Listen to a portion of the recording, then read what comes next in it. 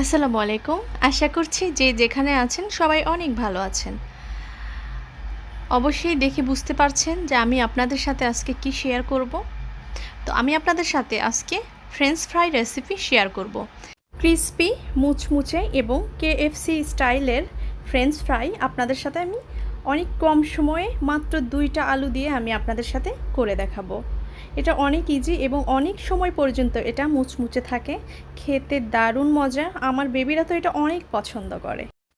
এই French fry তো আমার অনেক পছন্দের। বাইরে গেলে তো আমি এটা অবশ্যই খাবো এবং আমার বেবিরা তো এটা অনেক পছন্দ করে। তো এটা বাসাতেও যে অনেক ইজি প্রসেসে বানানো যায় আপনাদের সাথে আমি একদম সেটাই শেয়ার করব। এটা দীর্ঘ সময় মুচমুচে থাকবে।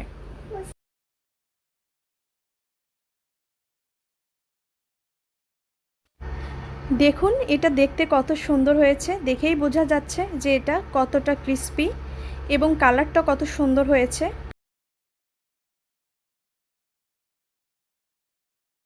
সো কথা না বাড়িয়ে আমরা এখন কিচেনে যাব। Let's go to my kitchen. আমি এখানে 2টা বড় সাইজের আলু নিয়েছি, এটা আমি একটু ভালোভাবে ছুলে নেব।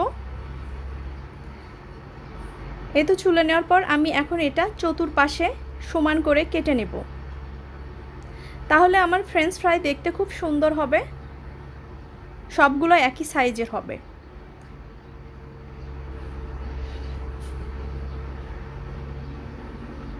ঠিক আমি এইভাবেই কেটে নিব। আপনারা চাইলে এর চেয়েও আরও বেশি পাতলা করতে পারেন, আবার এর চেয়েও মোটা করতে পারেন।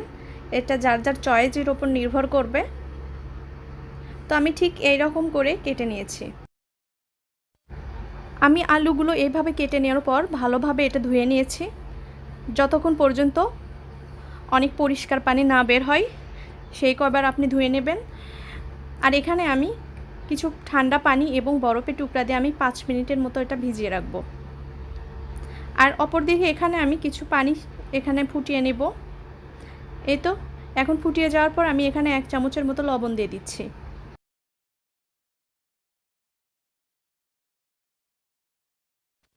এ পর্যায়ে আমি আলুগুলা দিয়ে দিচ্ছি। এটা আমি সিদ্ধ করে নেব। ঠিক এটা আমি 80% সিদ্ধ করে নেব। আলুটা 80% সিদ্ধ হবে, একদম বেশি সিদ্ধ হবে না। এই তো আমি এটা 5 মিনিটের মতো সিদ্ধ করে নিয়েছি। এখন আমি এটা ঠান্ডা পানিতে ধুবো, ধুয়ে এটা পানি ঝরিয়ে নেব।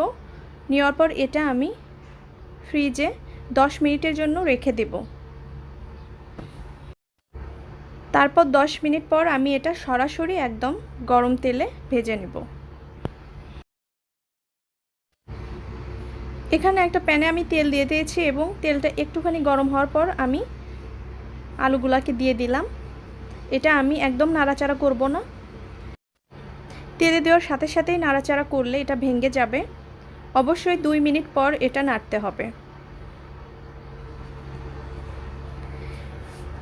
আর এ পর্যায়ে চুলার আঁচটা মিডিয়ামে রাখতে হবে।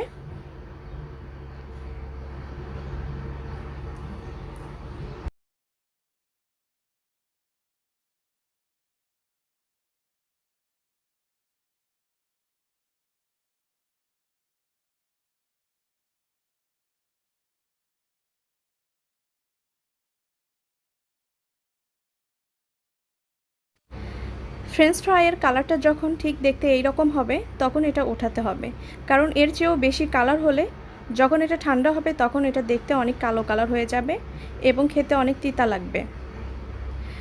তো এটা একটা বাটিতে উঠিয়ে নেওয়ার পর গরম গরম থাকাকালীনই এটাতে বিট লবণ দিয়ে খেতে পারেন। আর যেহেতু আমার এটা বেবিরা খাবে এই কারণে আমি এটাতে বিট লবণ ব্যবহার করব না। আর এটা টমেটো সসের সাথে খেতে অনেক বেশি ভালো লাগে। তো ঠিক আছে, আমার ভিডিওটা যদি ভালো লেগে থাকে তাহলে অবশ্যই লাইক, কমেন্ট, শেয়ার এবং অবশ্যই সাবস্ক্রাইব করে আমার পাশে থাকবেন। সবাইকে অনেক ধন্যবাদ ভিডিওটি দেখার জন্য। ফ্রেঞ্চ ফ্রাইটা যদি দীর্ঘদিন রেখে খেতে চান তাহলে আলুটা একটু কম ভেজে ঠান্ডা হওয়ার পর একটা জিপলক ব্যাগে ভরে ডিপে রেখে দিতে পারেন। যখন খেতে ইচ্ছা করবে তখন আর একটু ভেজে নিলেই হয়ে যাবে। তো ঠিক আছে, থ্যাংক ইউ, আল্লাহ হাফেজ।